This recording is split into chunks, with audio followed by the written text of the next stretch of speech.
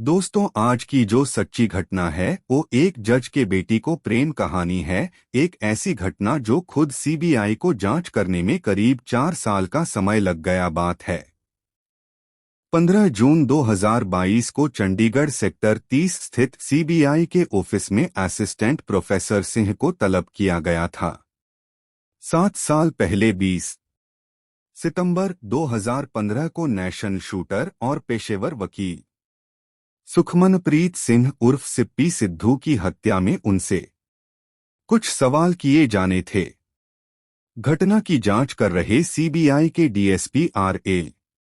यादव की सूचना पाते ही कल्याणी सिंह दोपहर के वक्त सीबीआई ऑफिस पहुंची। वह अकेले ही वहां गई थी। डीएसपी यादव अपने ऑफिस में अकेले बैठे थे और बेसब्री से कल्याणी के आने का इंतजार कर रहे थे।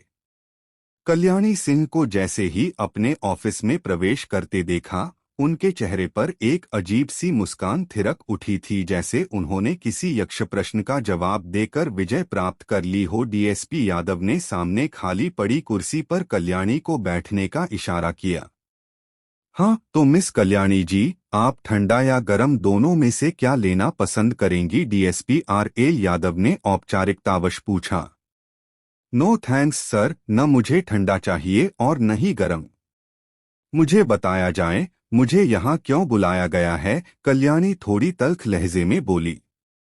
चलिए कोई बात नहीं, ठंडा या गर्म कुछ भी नहीं लेंगी, आपकी मर्जी।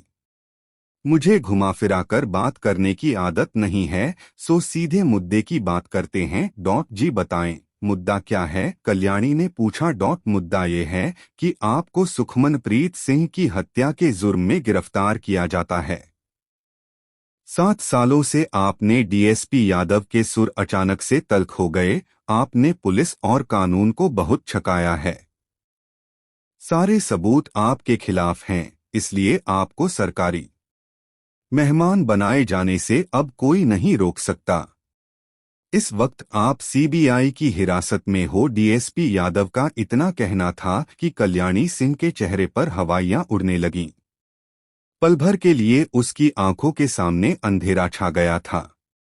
उसकी समझ में नहीं आ रहा था कि वह क्या करे। कल्याणी के गिरफ्तार होते ही यह खबर मीडिया तक पहुंच गई। कल्याणी सिंह कोई मामूली शख्सियत नहीं थी। वह हिमाचल प्रदेश हाई कोर्ट की एक जज की बेटी थी और खुद भी एक कॉलेज में असिस्टेंट प्रोफेसर। मीडिया में खबर फैलते ही मीडियाकर्मी सीबीआई ऑफिस के बाहर जमा होने लगे। यह खबर भी मीडिया में फैल गई कि नेशनल लेवल के शूटर रहे सिप्पी सिद्धू की हत्या के आरोप में कल्याणी सिंह को गिरफ्तार कर लिया गया है। उसी दिन कल्याणी को कस्टडी में लेकर सीबीआई कोर्ट में पेश किया गया और पूछताछ के लिए 2 दिन की रिमांड पर ले लिया। सीबीआई जब तक अपनी कानूनी कार्रवाई करने में जुटी हुई है, तब तक हम अपने पाठकों को सिप्पी और कल्याणी के जीवन के अतीत में ले चलते हैं, जहां दोनों का बचपन साथ साथ बीता, साथ साथ जवान हुए। बचपन की दोस्ती प्यार में बदल गई। दोनों एक दूसरे को चाहने लगे, शादी भी करना चाहते थे। फिर दोनों के बीच ऐसा क्या हुआ कि प्रेमिका ही प्रेमी की कातिल करार दी गई, जिसे सुलझाने में सीबीआई को 7 साल लग गए और कातिलों को पकड़ने के लिए सीबीआई को 10 लाख रुपए का इनाम भी घोषित करना पड़ा। तो आइए पढ़ते हैं इस दिलचस्प मर्डर मिस्ट्री को, जो फिजाओं में तैरती हुई ऐसे सामने आई। पंजाब और हरियाणा हाई कोर्ट के पूर्व जस्टिस एस सिद्धू के पोते और एडिशनल एडवोकेट जनरल बेटे के रूप में जन्म लिया सिप्पी सिद्धू ने, जिनका कागजों में नाम सुखमनप्रीत सिंह था। बाद में इंद्रपाल सिंह के घर में एक और बेटे ने जन्म लिया, जिसका नाम जिप्पी उर्फ जसमनप्रीत सिंह रखा गया। एक कहावत है, पूत के पाँव पालने में दिख जाते हैं। कुछ ऐसा ही सिप्पी के साथ भी हुआ। विलक्षण प्रतिभा के धनी सिप्पी को पढ़ाई के साथ साथ निशानेबाजी का भी शौक था। जैसे जैसे वह बड़ा होता गया, उसका निशानेबाजी का शौक सिर चढ़कर बोलने लगा। बेटे की निशानेबाजी के प्रति गहरी दिलचस्पी देख मां दीपेंद्र कौर और पिता इंद्रपाल सिंह ने उसे एक कुशल शूटर बनने में पूरी मदद की। हाई प्रोफाइल परिवार से हैं दोनों। मोहाली के फेज 3B2 की जिस कोठी में इंद्रपाल सिंह अपने परिवार के साथ रहते थे, उसी फेज में सबीना भी रहती थीं। वह हिमाचल प्रदेश हाई कोर्ट में जज थीं। वह उनकी पड़ोसन थीं। सबीना सिंह के घर में कल्याणी सिंह एकलौती संतान थी। वही उनकी आंखों का नूर और बुढ़ापे की लाठी थी। बड़े लाड़ प्यार से पाल पोस कर उन्होंने उसे बड़ा किया था। देखा जाए तो दोनों ही परिवार हाई सोसाइटी और उच्च शिक्षित थे। दोनों घरों में संस्कार की गंगा बहती थी। दोनों परिवारों के बच्चे यानी सिप्पी और कल्याणी ने अच्छी शिक्षा हासिल की। कल्याणी और सिप्पी का गहराता गया प्यार। कल्याणी और सिप्पी का बचपन एक साथ बीता। एक ही स्कूल में दोनों पढ़े, साथ साथ खेले कूदे और बड़े भी हुए। बचपन से ही दोनों एक दूसरे के दोस्त थे। जैसे जैसे वे बड़े होते गए, वैसे वैसे उनकी यह दोस्ती प्यार में बदलती गई। सिप्पी और कल्याणी एक दूसरे को पसंद करने लगे थे और शादी भी करना चाहते थे। चूंकि 30 सालों से दोनों परिवार एक दूसरे को अच्छी तरह जानते थे, दोनों ही समाज में हैसियत वाले थे, तो उन्हें बच्चों की खुशियों से कोई शिकायत नहीं थी। बल्कि इंद्रपाल सिंह तो कल्याणी को अपने घर की बहू बनाने को रजामंद हो गए थे। उस दिन से सिप्पी और कल्याणी का प्यार और भी गहराता गया। सामाजिक दायरे में रहते हुए दोनों जहां घूमने फिरने का मन होता था, माँ बाप से इजाजत लेकर चले जाते थे। उन्हें परिवार का कोई सदस्य रोकता टोकता नहीं था, क्योंकि सभी जानते थे कि दोनों की जल्द ही शादी होने वाली है। सिप्पी और कल्याणी एक दूसरे को जीवन साथी के रूप में चुनकर बड़े खुश थे और जन्म जन्मांतर तक ऐसे ही एक दूसरे का साथ पाने की कस्में खाते थे। लेकिन नियति को कौन टाल सकता है। सिप्पी और कल्याणी के साथ भी कुछ ऐसा हुआ जिसकी कल्पना उन्होंने सपने में भी नहीं की थी। बात 7 साल पहले 20 सितंबर 2015 की है। शाम हो रही थी। घर में मां दीपेंद्र कौर, सिप्पी और उसका छोटा भाई जिप्पी थे। पिता की किसी अज्ञात बीमारी से मौत हो चुकी थी। उस समय सिप्पी छोटे बच्चे की तरह गोद में सिर छिपाए कनाडा की बातें कर रहा था, जहां से 2 दिन पहले ही शूटिंग करके लौटा था। जिप्पी भी वहीं पास बैठा भाई की दिलचस्प बातें सुन रहा था। उसी समय सिप्पी के मोबाइल फोन एक कॉल आई। मोबाइल स्क्रीन पर उभरे नंबर को सिप्पी ने बड़े ध्यान से देखा। वह एक अज्ञात नंबर था। उसने कॉल रिसीव की और वहां से उठकर घर से बाहर निकलते हुए मां से कहा, एक जरूरी कॉल आई है। बाहर कोई मेरा इंतजार कर रहा है। उससे मिलकर आता हूं। सिप्पी को घर से निकले घंटों बीत गए थे, लेकिन न तो वह खुद लौटा और न ही कॉल करके घर वालों को कुछ बताया। जब रात काफी गहरा गई तो मां और छोटे भाई जिप्पी को उसकी चिंता हुई। हैरत तो इस बात की थी कि उसका फोन भी नहीं लग रहा था। कॉल करने पर बार बार स्विच्ड ऑफ आ रहा था। जिप्पी भाई के परिचितों और दोस्तों को फोन करने लगा तो पता चला कि वह उनमें से किसी के वहां नहीं गया था। बात चिंता की थी। आखिर सिप्पी अचानक कहाँ गायब हो गया। बेटे को लेकर बूढ़ी मां की घबराहट बढ़ती जा रही थी। उस रात ही उन्होंने गुरुद्वारे जाकर मत्था टेका और वाहेगुरु से बेटे की सलामती की दुआ मांगी। उसी रात करीब 2 बजे सेक्टर 26 थाने, जो राजधानी चंडीगढ़ में पड़ता है, कि इंस्पेक्टर पूनम दिलावरी ने सिप्पी के घर वालों को फोन करके सूचना दी कि आपके बेटे का एक्सीडेंट हुआ है। वह चंडीगढ़ के जिला अस्पताल में भर्ती है। आकर तुरंत मिल लें। पुलिस के फोन ने बढ़ा दी बेचैनी। पुलिस को यह नंबर सिप्पी की जेब में पड़े एक परिचय पत्र के जरिए मिला था। इसी कार्ड से उसका नाम और पता भी ज्ञात हुआ था। इतनी रात गए पुलिस का फोन आने से मां बेटे घबरा गए। वे उसी रात जिला अस्पताल पहुंचे, जहां इंस्पेक्टर ने उन्हें पहुंचने के लिए कहा था।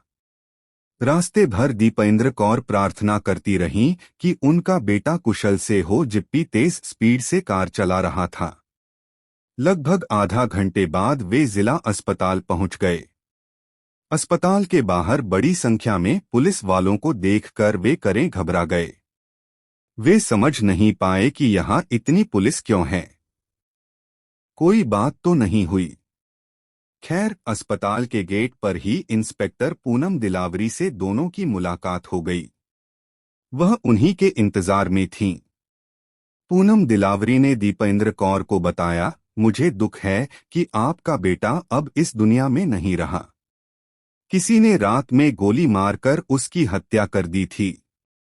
उसकी खून से सनी लाश चंडीगढ़ सेक्टर 27 के नेबरहुड पार्क मिली थी।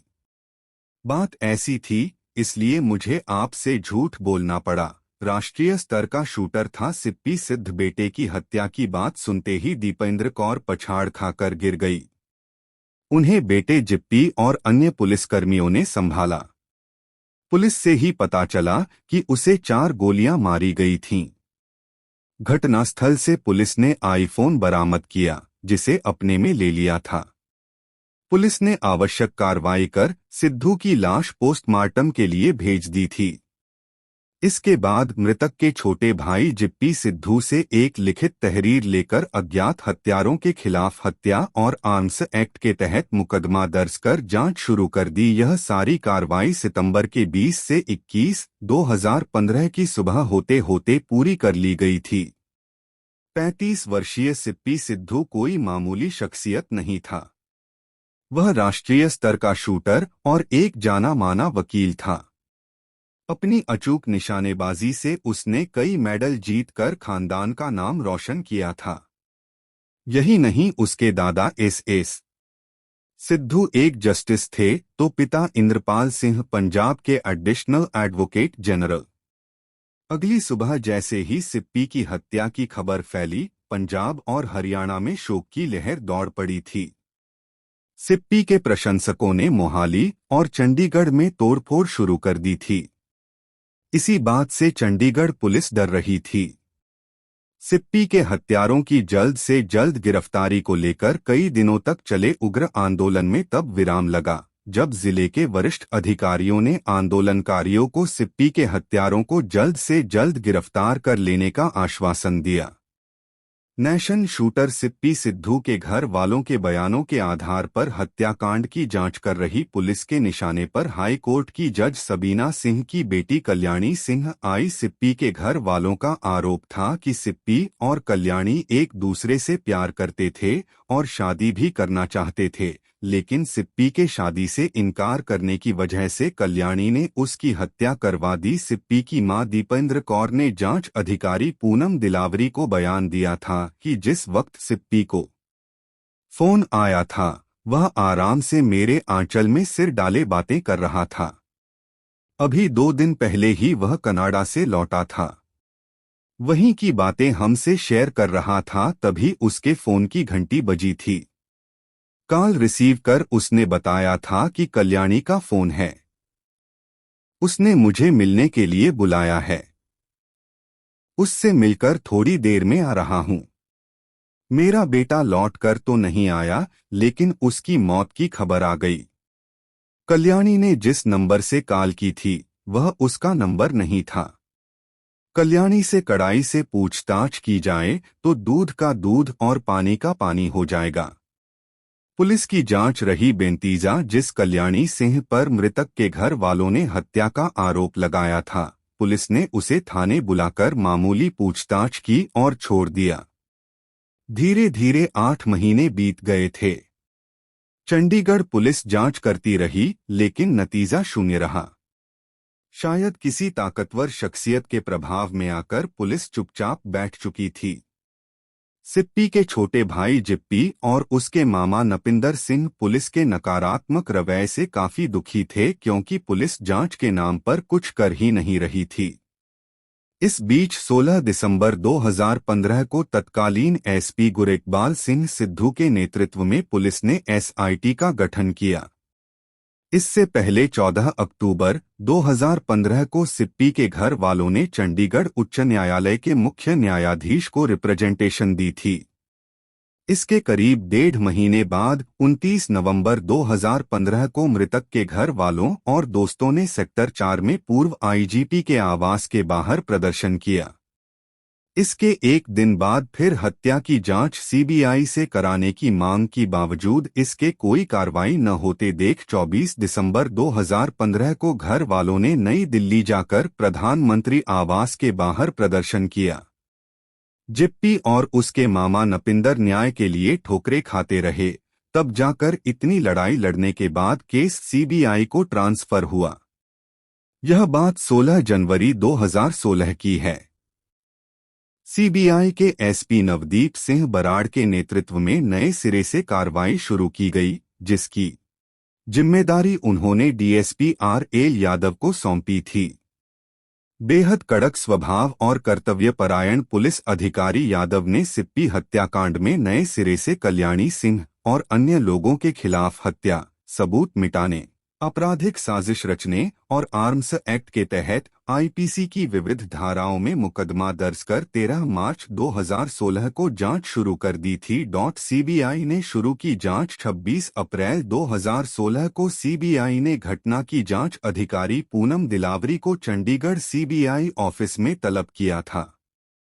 उनसे पूछताछ करने और हत्याकांड की जांच की केस, मौके से बरामद सामान और पोस्टमार्टम रिपोर्ट की कॉपी अपने कब्जे में ले ली। जांच अधिकारी डीएसपी आर.एल. यादव ने विवेचना के दौरान कल्याणी की भूमिका संदिग्ध पाई, लेकिन उसके खिलाफ हत्या का कोई सबूत नहीं मिला। यादव ने उससे पूछताछ भी की थी। हर बार वह खुद को निर्दोष बताती हुई गोलमोल जवाब देकर बच निकलती थी। चूंकि वह हाई कोर्ट की जज की बेटी थी, इसलिए सीबीआई फूंक फूंक कर कदम रख रही थी।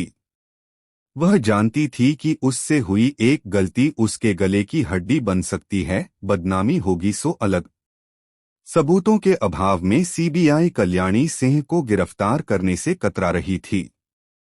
5 सितंबर 2016 को सीबीआई ने सिप्पी के हत्यारों को पकड़वाने के लिए 5 लाख रुपए का इनाम घोषित किया और यह विज्ञापन स्थानीय प्रमुख अखबारों और इलेक्ट्रॉनिक मीडिया में दिया, ताकि इनाम के लालच में सिप्पी के हत्यारों का पता मिल सके। सीबीआई का यह पैंतरा नाकाम रहा। 4 साल तक चली जांच में सीबीआई हाथ पर हाथ धरे बैठी रही। सिप्पी हत्याकांड में कल्याणी के अलावा और कौन शामिल था, हत्या की असल वजह क्या रही, सीबीआई यह पता लगाने में असफल रही। और अंततः 7 दिसंबर 2020 को सीबीआई ने अदालत में अनट्रेस रिपोर्ट दायर करके अपने कर्तव्यों की इतिश्री कर दी। पीड़ित परिवार ने जस्टिस सबीना सिंह का कराया ट्रांसफर। सीबीआई के इस कदम से पीड़ित सिद्धू परिवार हैरान रह गया। उन्हें पता था कि यह सब कल्याणी की मां सबीना सिंह के प्रभाव से हो रहा था। उन्होंने केंद्रीय मंत्रालय में एप्लीकेशन देकर उनका तबादला राजस्थान हाई कोर्ट में करवा दिया। खुद अदालत ने सीबीआई को फटकार लगाते हुए फिर से जांच कर रिपोर्ट कोर्ट में जमा करने को कहा। सीबीआई इस बार कोई गलती नहीं करना चाहती थी और न ही अब उस पर दबाव बनाने वाला ही कोई था। एक बार फिर से सीबीआई ने सेक्टर 27 के नेबरहुड पार्क शुरू की जांच के दौरान पता चला कि गोली चलने की आवाज सुनकर पास के एक मकान की महिला बालकनी में आई, जहां से गोली की आवाज आई थी। वह महिला कौन थी, इसका पता नहीं चला। फायरिंग की आवाज सुनकर लोगों ने पुलिस को सूचना दी। सूचना पाकर सेक्टर 26 थाने की पुलिस मौके पर पहुंची थी और घायल सिप्पी सिद्धू को अस्पताल पहुंचाया, जहां उसकी मौत हो गई थी। आखिरकार सीबीआई ने उस महिला को ढूंढ निकाला। महिला ने सीबीआई को बताया कि जब वह पहली मंजिल पर मौजूद थी, तब उसने गोलियों के साथ एक लड़की की चीख सुनी थी। इसलिए वह बालकनी की तरफ गई। वहां से देखा तो घर के नजदीक एक सफेद रंग की कार खड़ी थी। फिर उसी कार की तरफ तेजी से आ रही लड़की को भी देखा था, पर वह उसे पूरी तरह से पहचान नहीं पाई थी। महिला ने मौका ए वारदात पर जिस लड़की को देखा था, वह सिप्पी की प्रेमिका कल्याणी ही थी। कोर्ट में पड़ी फटकार के बाद शक के आधार पर सीबीआई ने कल्याणी से पूछताछ की, पॉलीग्राफ टेस्ट भी कराया, लेकिन कोई जानकारी नहीं मिल पाई। सीबीआई यहां भी मात खा गई। अश्लील फोटो से बिगड़ी बात। आखिर में एक ही पैंतरा बचा था सीबीआई के पास। सबसे पुराना तरीका शिनाख्त परेड का। परेड के दौरान महिला ने कल्याणी को पहचान लिया। महिला के साथ दो और भी ऐसे गवाह थे जिन्होंने उसके कदमों की चाल से पहचान लिया था। 3 गवाहों ने कल्याणी की पहचान की थी। इसके बाद सीबीआई ने पूरे मामले में उसके सामने सबूत पेश किया तो वह सच बताने को मजबूर हो गई। सीबीआई को जांच में पता चला कि सिप्पी और कल्याणी बचपन से एक दूसरे से प्यार करते आ रहे थे। वे जल्द ही शादी करना चाहते थे। सिप्पी के मोबाइल में उसकी कुछ अश्लील तस्वीरें थीं। किसी बात को लेकर दोनों के बीच कहासुनी हुई तो गुस्साए सिप्पी ने उसके अश्लील फोटो दोस्तों के पास वायरल कर दिया, जिससे कल्याणी की बड़ी बदनामी हुई। इसके साथ ही उसने शादी करने से भी इनकार कर दिया। यह सुनकर कल्याणी गुस्से से पागल हो उठी। उसी वक्त उसने सिप्पी को ठिकाने लगाने की कसम खाई। कल्याणी ने पुलिस को जो बयान दिया वह आधा सच था। मृतक के छोटे भाई जिप्पी और पुलिस जांच में पता चला कि सिप्पी के फोन में जो अश्लील फोटो थे वह उनके रिलेशनशिप के नहीं बल्कि कल्याणी के और भी लड़कों के साथ अफेयर के थे। उस फोटो को सिप्पी ने वायरल किया था। इसी वजह से उसने कल्याणी से शादी करने से भी इनकार किया था। यही बात उसकी हत्या का कारण बनी थी। कल्याणी तेज दिमाग और शातिर किस्म की युवती थी। प्यार में दुश्मन बनी कल्याणी अपने अपमान के अग्निकुंड में जल रही थी। अपने रिलेशन के एक युवक को सिप्पी की हत्या के लिए कहा तो वह तैयार हो गया। उन दिनों सिप्पी कनाडा गया हुआ था। कल्याणी इस बात को जानती थी। वह उसके यहां आने की प्रतीक्षा कर रही थी। 18 सितंबर 2015 को कनाडा से वह अपने घर लौटा था। यह बात कल्याणी को पता चल चुकी थी। 20 सितंबर 2015 की शाम कल्याणी सेक्टर 27 के नेबरहुड पार्क अपनी कार से उतरी। उसके साथ उसका वह दोस्त भी था जो अपनी कार से आया था। दोनों ने अपनी कारें अलग अलग दिशा में खड़ी की थीं। पार्क में बुलाकर मारी थीं कई गोलियां। पार्क के पास पहुंचकर कल्याणी ने वहां मेहंदी लगाने वाले एक व्यक्ति से उसका फोन लिया और उसी से सिप्पी को फोन किया। उसने अपनी तबीयत खराब होने और डिप्रेशन में होने की बात सिप्पी को बताकर आखिरी बार मिलने के लिए चंडीगढ़ के सेक्टर 27 के नेबरहुड पार्क बुलाया। घर से निकलते समय सिप्पी ने मां को बता दिया था कि कल्याणी का फोन है, आखिरी बार मिलने के लिए बुलाया है, अभी आता हूं।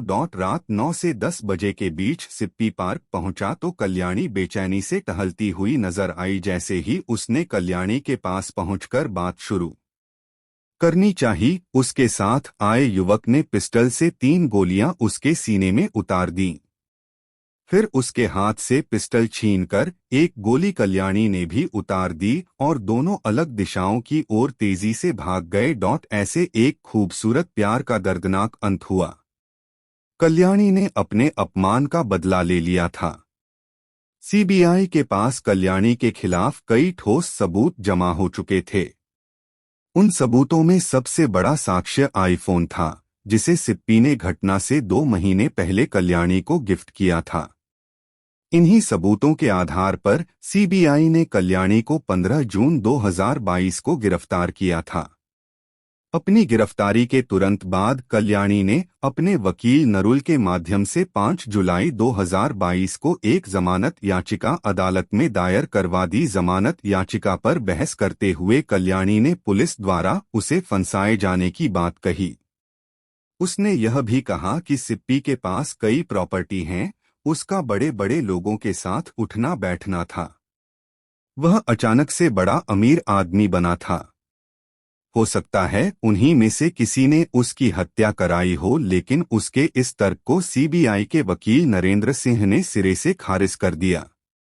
जमानत की अगली सुनवाई 13 जुलाई को होनी थी। पुलिस ने कल्याणी के साथ हत्या में शामिल युवक की पहचान कर ली है, लेकिन उसकी गिरफ्तारी कहानी लिखे जाने तक नहीं हुई थी। सीबीआई ने अन्य अभियुक्तों की गिरफ्तारी पर 10 लाख रुपए का इनाम घोषित कर दिया है।